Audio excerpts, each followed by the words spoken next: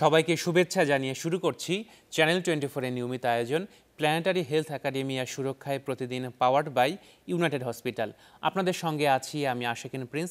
আজকে আমাদের আলোচনার বিষয়বস্তু করোনায় শিশুদের সুরক্ষা।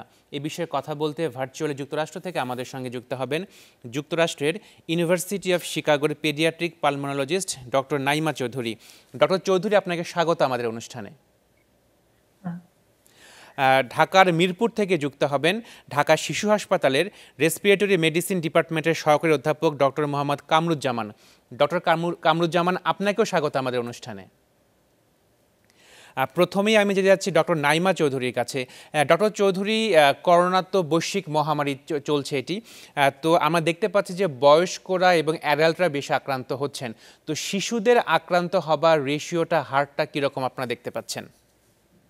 So শিশুদের actually ratio খুব কম, 1.7% worldwide, কিন্তু that's still pretty high compared to flu.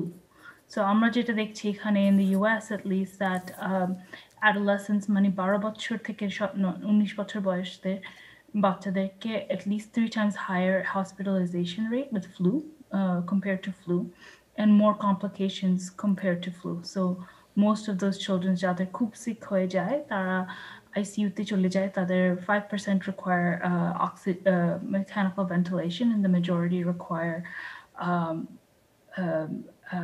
oxygen, supplementary oxygen. তো আসলে শিশুদের মধ্যে এই সংক্রমিত হবার হারটা কম কিসের জন্য? তাদের মধ্যে কি রোগ প্রতিরোধ ক্ষমতা বেশি থাকে এই কারণে, নাকি অন্য কোনো কারণ আছে? The কারণ হচ্ছে mostly that even if they are positive, মানে ওদের positivity rate কিন্তু এত কম না compared to adults, ওদের severity টা কম। Severity টা likely কম because ওদের reserve বেশি আছে, so their lung function is better, and they do have less comorbidity, so their heart disease নাই, or their complicating factors নাই, pneumonia নাই, so that makes it easier for them to recover.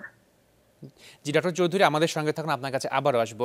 Doctor Mohammad Kamruzzaman, আপনি একটি বিশেষায়িত হসপিটালে সহকারী অধ্যাপক হিসেবে কর্মরত আছেন, যেখানে শিশুদের চিকিৎসা করা হয়।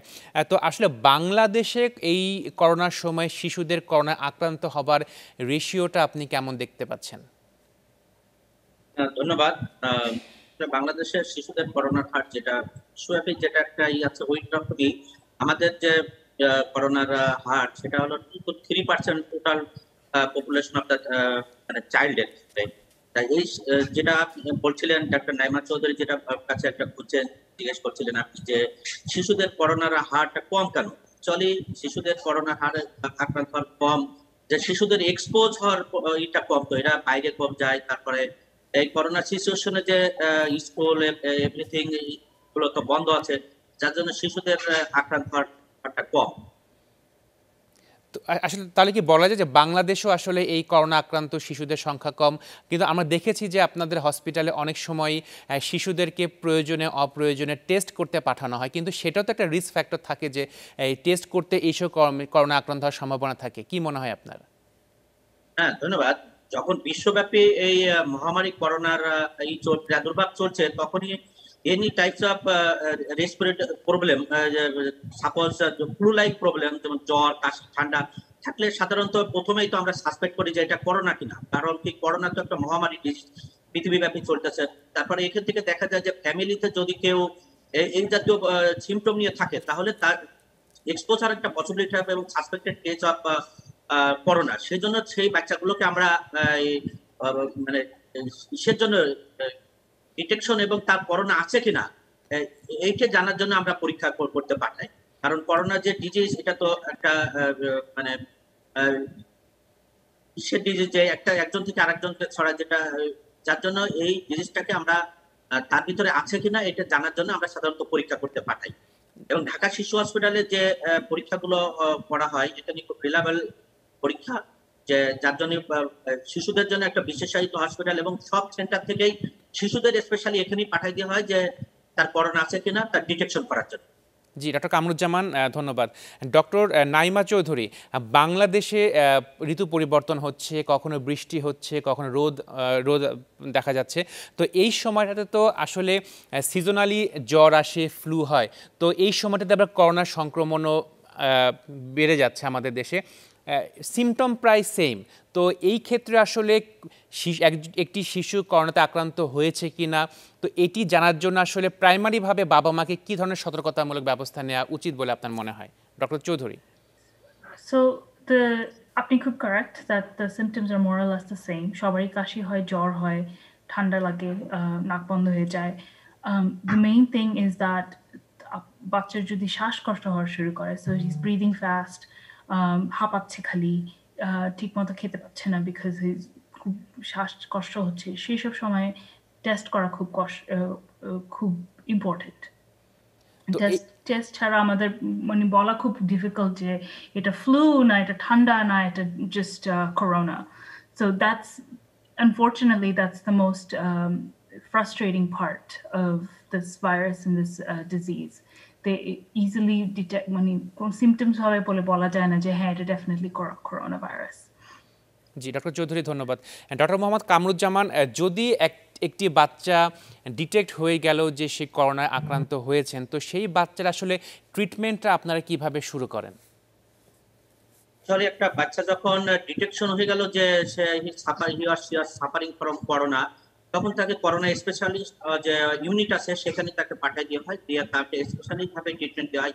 তার যদি তার এক্সরেতে কোনো রেডিওলজিক্যাল চেঞ্জ থাকে তাহলে নিউমোনিয়ার সেক্ষেত্রে ট্রিটমেন্ট দেওয়া হয় এবং তার ইমিউনিটি বুস্ট আপ করা হয়। এক্ষেত্রে তাকে বিভিন্ন সাপ্লিমেন্টেশন যে এগুলো আছে, বিশেষ করে zinc, folic acid, vitamin D, এই সাপ্লিমেন্টেশন গুলো দেওয়া হয়। তার যদি পালস অক্সিমিটার তার যদি কোনো অক্সিজেন স্যাচুরেশন লেভেলটা কমে যায়, তাহলে এক্ষেত্রে আমরা সাপ্লিমেন্টারি অক্সিজেন দেওয়া হয়। যদি তার কোনো অক্সিজেন লেভেলটা যদি না কমে, তার 90% নিচে না আসে, তাহলে তার কোনো অক্সিজেনের দরকার হয় না। বিশেষ করে সিমটোমেটিক ট্রিটমেন্টটাই তাকে বেশি দেওয়া হয়। যদি তার কাশি থাকে, কাশির ওষুধ, কোনো ইসের ওষুধ দেওয়া হয়। তারপরে তার যদি রেসপিরেটরি ডিস্ট্রেস যেটাকে আমরা বলি যে চেস্টের নিচে ডেবে যাচ্ছে, যেটা ডেবে যাচ্ছে ছাতার নিচে, যেটা বাংলাকে বাবা মার সুবিধার্থে আমরা বলি তার শ্বাসকষ্ট হচ্ছে কিনা, ছাতার নিচে ডেবে যাচ্ছে কিনা, তার এলা অফ দ্য নোজ আছে কিনা, টাইটনেস অফ দ্য চেস্ট আছে কিনা, এইসব ক্ষেত্রে সাধারণত আমরা তাকে যদি কোনো ব্রঙ্কোডাইলেটর মানে নেবুলাইজেশন দরকার, তবে বিশ্বব্যাপী সাধারণত নেবুলাইজেশনটাকে ইনহিবিট করা হচ্ছে।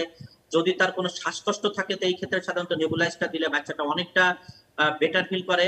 আর পাশাপাশি তার যদি কোনো কনকমিটেন্ট ডিজিজ থাকে, আমাদের হসপিটালে যে বাচ্চাগুলো ভর্তি হয় দেখা যাচ্ছে অন্যান্য ওয়ার্ড থেকে, অন্যান্য ইউনিট থেকে বাচ্চাগুলো, বিশেষ করে যদি সাপোজ তার কোনো কিডনি ডিজিজ আছে, কিডনি ডিজিজে হসপিটালে ভর্তি ছিল, থাকার পর ওই ইউনিটে ডায়াগনোসিস হয়েছে, যেমন নেফ্রোটিক সিন্ড্রোমের একটা বাচ্চা দীর্ঘদিন ধরে হসপিটালে থাকতে হয়, তাকে এই ক্ষেত্রে যদি তার নেফ্রোটিক সিন্ড্রোমের বাচ্চা করোনা এফেক্টেড হয়েছে, করোনা ডায়াগনোসিস হয়েছে, এই ক্ষেত্রে আমরা স্পেশালিস্ট ইউনিটে তাকে পাঠিয়ে দিয়ে ওই অ্যাকর্ডিং টু দা তার মানে আগের যে ডিজিজ, এই ডিজিজের ট্রিটমেন্ট চলবে, পাশাপাশি করোনার যে ডিজিজ গুলো মানে ট্রিটমেন্ট, এই ক্ষেত্রে ট্রিটমেন্ট গুলো চলবে, যেমন তার ইমিউনিটি বুস্ট আপ, তার সাপোর্টিং যে ম্যানেজমেন্ট গুলো দরকার হয়, অক্সিজেন সাপ্লিমেন্টেশন ইত্যাদি, এই প্রকারই ট্রিটমেন্ট চলবে। তার যদি কোনো রেডিওলজিক্যাল অভিয়াস কোনো প্রবলেম না থাকে, এই ক্ষেত্রে সাধারণত কোনো অ্যান্টিভাইরাল অথবা এই জাতীয় কোনো কিছু ইউজ করা হয় না।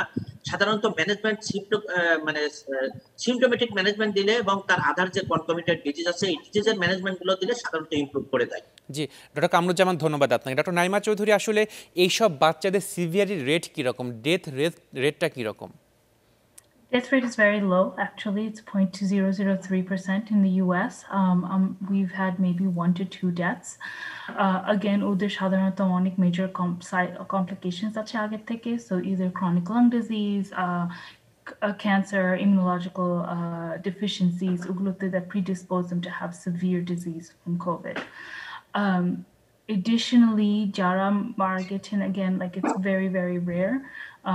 There have been 1 or 2 cases from long term. So acute COVID now, post-COVID infection, multi-systemic inflammatory disease, I think 1 or 2 mara giyece. So যেটা ডক্টর কামরুজ্জামান বলেছেন যে it's most of them symptomatic, treatment করলে ওরা ভালো হয়ে যায়। তো এইসব বাচ্চাদের আসলে আইসিইউতে যাওয়ার রেটটা কীরকম, আইসিইউ কি যেতেই হয় কিনা, অথবা কী অবস্থা বাচ্চাদের থাকে এই সময়টাতে? So it depends. So প্রত্যেকটা country, প্রত্যেকটা hospitaler ICU requirement different, right? আমাদের এখানে ICU requirement হচ্ছে তোমার যদি অক্সিজেন লাগে প্লাস তোমার যদি মেকানিক্যাল ভেন্টিলেশন লাগে, মানে তোমাকে বাচ্চাকে সাহায্য করার জন্য, নিঃশ্বাস নেওয়ার জন্য সাহায্য করার জন্য যদি লাগে ওটা, then they usually end up in the ICU. So ওইসব ক্ষেত্রে like we out of the 17% that did get admitted for hospitalization, only about 1.7 to 2% got admitted to the ICU. জি, ধন্যবাদ So ডক্টর। খুবই কম রেট। জি, doctor Naima Chowdhury, আপনাকে ধন্যবাদ। Doctor Mohammad Kamruzzaman, আসলে একটি বাচ্চা যখন জ্বর আসছে, শ্বাসকষ্ট হচ্ছে, খাচ্ছে না, আসলে কোন সময়টাতে এক অভিভাবকদের উচিত ডক্টরের শরণাপন্ন হওয়া? ধন্যবাদ। বাচ্চার যদি জ্বর আসে, শ্বাসকষ্ট হয়, অবশ্যই তাকে হসপিটালাইজ একজন চিকিৎসকের শরণাপন্ন হয়ে অবশ্যই ট্রিটমেন্ট করা উচিত। কারণ এই এখন বিশ্বব্যাপী যে মহামারী চলছে, কোনটা মানে সাধারণত সিজনাল যে ফ্লু চলছে, দুইটা সিমটম নিয়ে অ্যাবাউট একই, যে তার ইনিশিয়ালি জ্বর, কাশি, না যেটা ডাক্তার নাইমা চৌধুরী বলছিল যে তার ঠান্ডা কাশি এবং শ্বাসকষ্ট, নাক বন্ধ হবে, নেজাল অবস্ট্রাকশন ইত্যাদি, এই প্রবলেমগুলো নিয়ে সাধারণত দুইটাই ফ্লু, সিজনাল ফ্লু এবং যে করোনা ডিজিজ, দুইটাই একই নিয়ে প্রেজেন্ট করে। সেই জন্য সাধারণত যে এই জ্বর কাশি হলে আমরা সাধারণত প্রথমেই ধরে নিতে হবে যে তার করোনা ডিজিজ থাকতে পারে। এই ক্ষেত্রে অবশ্যই ডাক্তারের শরণাপন্ন হতে হবে, যেখানে ট্রিটমেন্ট ফ্যাসিলিটিস অ্যাভেলেবেল আছে এখানে শরণাপন্ন হতে হবে, এবং যে যদি পরীক্ষা ফ্যাসিলিটিস অ্যাভেলেবেল থাকে পরীক্ষা করে তাকে ডিটেকশন করতে হবে যে করোনা আচ্ছা পজিটিভ আর নেগেটিভ। যদি পজিটিভ থাকে তাহলে তাকে পজিটিভ স্পেশালিস্ট ইউনিটে পাঠিয়ে দিতে হবে, যদি না থাকে তাকে নর্মাল ওয়ার্ডে ট্রিটমেন্ট করতে হবে। এই ক্ষেত্রে যেটা বলছিলেন যে মানে সাধারণত একই দুইটার ক্ষেত্রে একই সিমটম নিয়ে প্রেজেন্ট করে, যেমন জ্বর থাকবে, কাশি থাকবে, গলায় ব্যথা থাকবে, তারপরে তার লস অফ অ্যাপেটাইট, তারপরে সে নাক বন্ধ হয়ে যাবে, খাবারে গন্ধ পাবে না। যে বাচ্চাগুলো সাধারণত বলতে পারে যে খাবারে আমি সেন্ট পাচ্ছি না, এটা সাধারণত বলতে পারে। যেগুলো পারে না তারা খাবার দিলে রিলাক্টেন্ট টু ফিড থাকবে। কিন্তু আর যেটা হলো যে করোনা ডিজিজের সাধারণত রেসপিরেটরি প্রবলেমটা খুব ইনিশিয়ালি শুরু হয় না, পরবর্তীতে শুরু হয়। যদি আফটার 5 ডেজ পরের থেকে শুরু হয়। প্রথম দিকে সাধারণত হাই গ্রেড ফিভার থাকে, সিজনাল ফ্লুতে প্রথম দিকে হাই গ্রেড ফিভার থাকে। এই ক্ষেত্রে সাধারণত যে সিজনাল ফ্লু এবং যে করোনা ডিজিজ, দুই ক্ষেত্রে দেখা যায় যে প্রেজেন্ট করে সাধারণত জ্বর, কাশি, গায়ে বডি এক যেটাকে আমরা বলি, গায়ে ব্যথা থাকবে, গলায় ব্যথা থাকতে পারে, তারপরে খাবারের রুচি কমে যায়। তাই সেজন্য any types of symptom according to the corona or non corona disease হলেই তাকে একটা নিকটবর্তী কোনো চিকিৎসকের শরণাপন্ন হয়ে ডিটেকশন করা, ডিফারেন্সিয়েট করা, it is corona or not. Corona হলে according to the treatment protocol, যে করোনা ট্রিটমেন্ট আছে এইভাবে চলবে। আর সাধারণত যদি করোনা নন করোনা অর্থাৎ কোনো সিজনাল কোনো আদার্স কোনো ডিজিজ থাকে তাহলে এই অনুসারে। আর যেহেতু এই ক্ষেত্রে আরেকটা জিনিস বলে রাখা দরকার, যে করোনা যখনই হয় তখনই দেখা যায় যে ফ্যামিলিতে আদার্স কোনো মেম্বারের এই সিমটম গুলো থাকতে পারে, যে আগে থেকে তার জ্বর ছিল, কাশি ছিল, অথবা তার ট্রাভেলিং হিস্ট্রি আছে, অথবা কোনো জায়গায় কন্ট্যাক্টের হিস্ট্রি আছে। এইসব ক্ষেত্রে সাধারণত তখন আমরা ডিফারেন্সিয়েট করি যে এটা করোনা হতে পারে আর না পারে। জি, ডক্টর কামরুজ্জামান, আপনাকে ধন্যবাদ। ডক্টর নাইমা চৌধুরী, আপনাকে ধন্যবাদ। আমাদের সঙ্গেই থাকুন, আপনাদের কাছে আবারও আসবো বিরতির পরে। দর্শক, সময় হলো একটি বিরতির পর ফিরে এসে আমরা আবারও কথা বলবো সুরক্ষায় প্রতিদিন অনুষ্ঠানে। দর্শক, বিরতির পর আমরা আবারও ফিরে এলাম সুরক্ষায় প্রতিদিন অনুষ্ঠানে। এ পর্যায়ে আমি যেতে যাচ্ছি ডক্টর কামরুজ্জামানের কাছে। ডক্টর কামরুজ্জামান, ফেসবুকে রুম আসমা আক্তার নামে একজন প্রশ্ন করেছেন যে বাচ্চারা তো আসলে ঘরের মধ্যে বাবা মার সঙ্গেই থাকেন, সংস্পর্শে আসেন, তারাও তো আসলে সেভাবে আক্রান্ত হচ্ছেন না, এর কোনো স্পেসিফিক কোনো কারণ আছে কিনা আসমা আক্তার জানতে চেয়েছেন। ধন্যবাদ। যেটা হলো যে বাচ্চারা যখন বাবা মার সাথে ঘরে আছে, কিন্তু যেটা হলো যে বাবা মা যদি বিশেষ করে আমরা সাধারণত কাজের জন্য বাইরে যাই, বাইরে থেকে যে আসার পরে যে স্বাস্থ্য সুরক্ষাগুলো যদি মেনে চলি, যে বাসায় ঢোকার আগে পরিষ্কার পরিচ্ছন্ন হ্যান্ড স্যানিটাইজার ইউজ করা, মাস্কগুলো বাইরে যে মাস্কগুলো আমরা ব্যবহার করছি বাইরের থেকে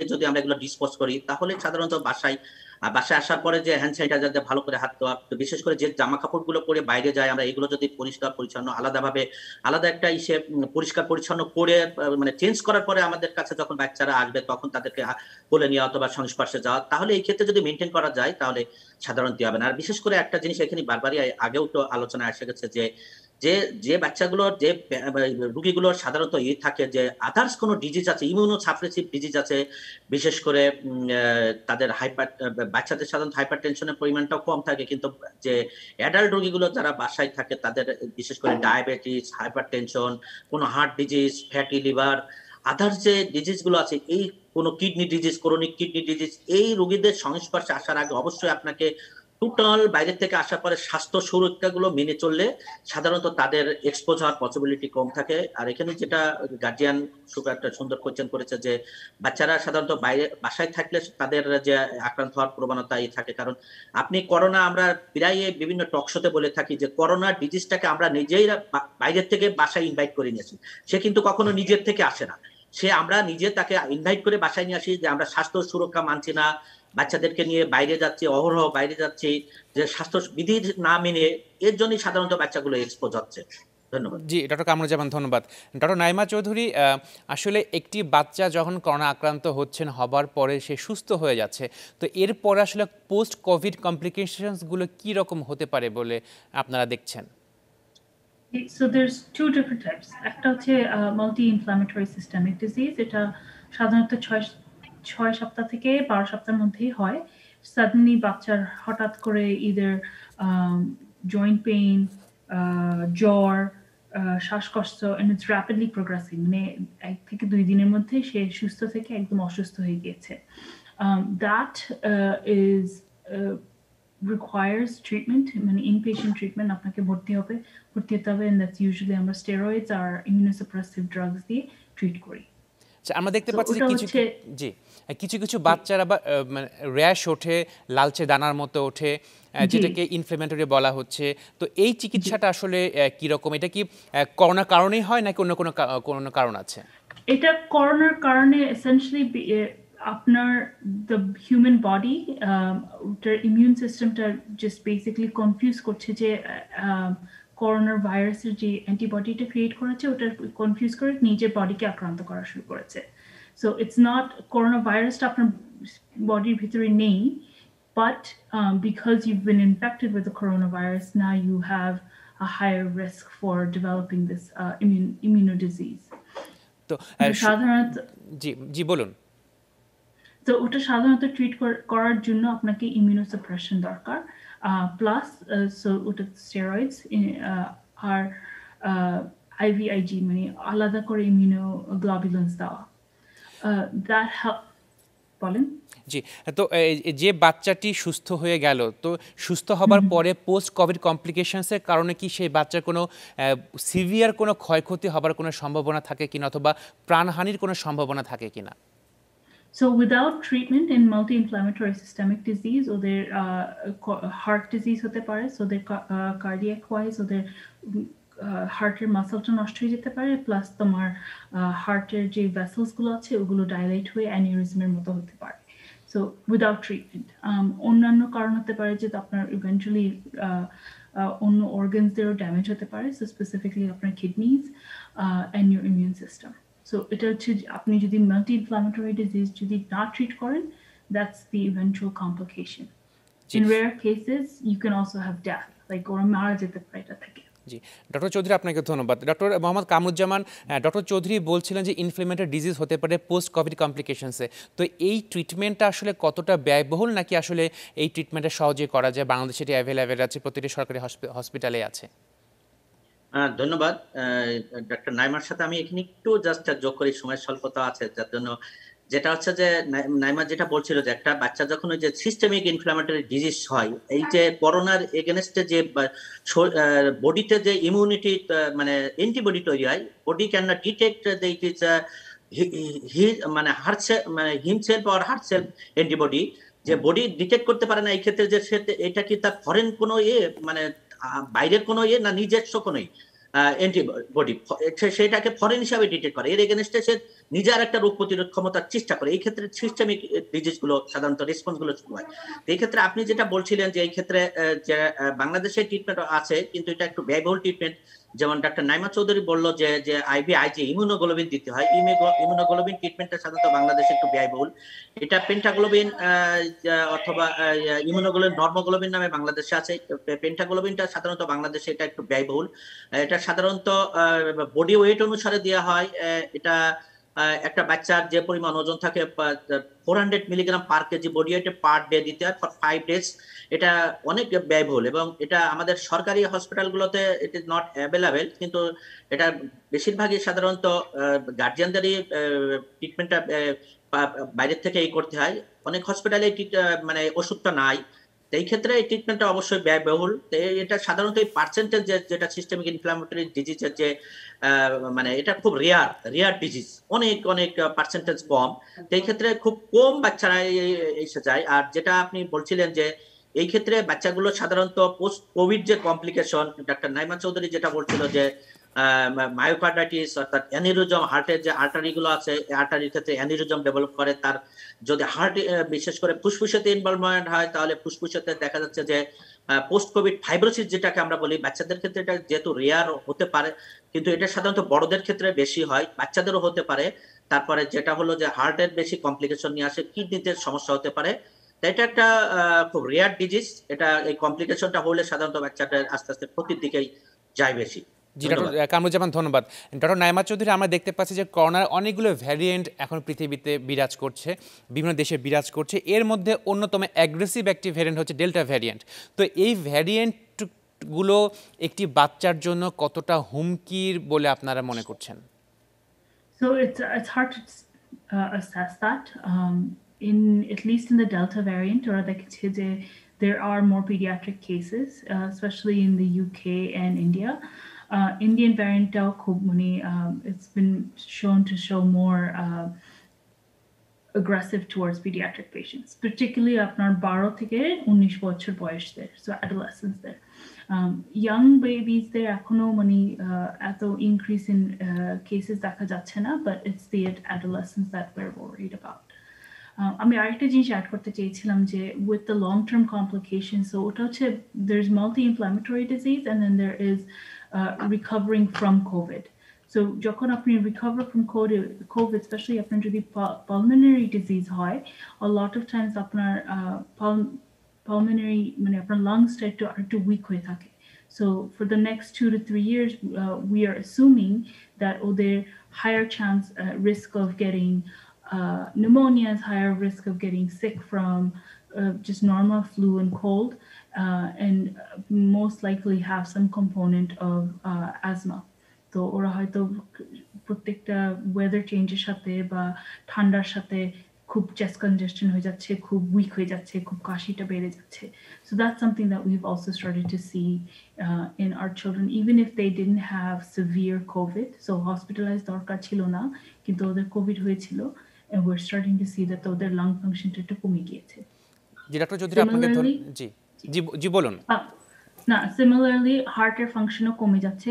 There's been cases of severe mild to severe myocarditis in patients who have COVID, and then recovering from that, they don't go back to 100% of what they were. It's usually they have some cardiac dysfunction too.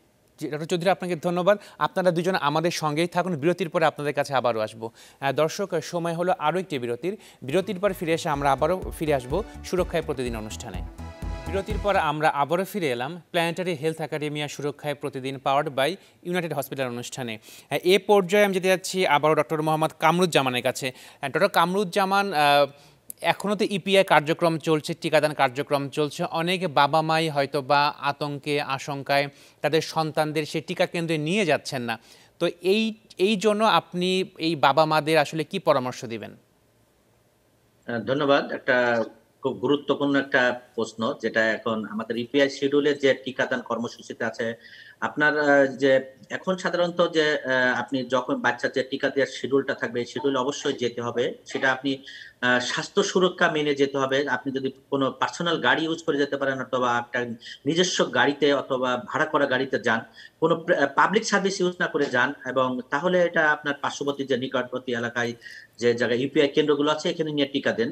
টিকা due টাইমে টিকা UPI শিডিউলের টিকাগুলো দিতে হবে। টিকা দেওয়ার কোনো বিকল্প নাই। এই টিকার জন্য সাধারণত অন্যান্য ডিজিজ গুলো তার হতে হবে, সেজন্য টিকা দিয়ে ইউপিআই শিডিউলটাকে কার্যক্রম করতে হবে, এবং আপনার বাচ্চার সুরক্ষার জন্য ইউপিআই শিডিউলের টিকাগুলো অবশ্যই দিতে হবে। সেজন্য আপনি স্বাস্থ্যবিধি মেনে আপনার নিকটবর্তী যে ইউপিআই শিডিউলের যে টিকাদান কেন্দ্রগুলো আছে ওখানে আপনার বাচ্চাগুলোকে নিয়ে যান। জি ডক্টর কামরুজ্জামান, ধন্যবাদ।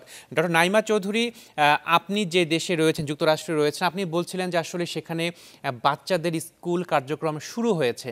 তো স্কুল কার্যক্রম শুরু হবার পরে আসলে বাচ্চাদের মধ্যে ইনফেকশন রেট কি বেড়েছে নাকি আগের মতো আছে নাকি কমে গিয়েছে? কি দেখছেন আপনারা? অ্যাকচুয়ালি বাড়ে নাই, কমেও নাই, it's been more or less the same. যেটার মেইন কারণ হচ্ছে যে আপনি we've been very good about maintaining social distancing while school is open. So in the elementary school population, most of them are full-time স্কুলে যাচ্ছে এখন, but most schools require masks. Teachers are required to wear masks. আর প্রত্যেকটা বাচ্চার যে ক্লাসে আছে সেই ক্লাসেই থাকছে, সে অন্যান্য বাচ্চাদের সাথে মিশামিশি করছে না।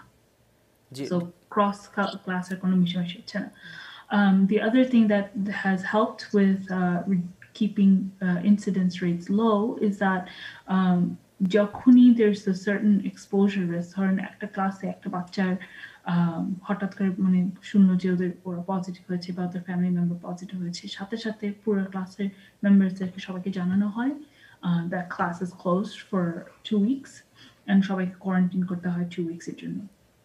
যেটাতে মানে জি বলেন। জি ডক্টর চৌধুরী, ধন্যবাদ। আপনার কাছে আবারও আসবো।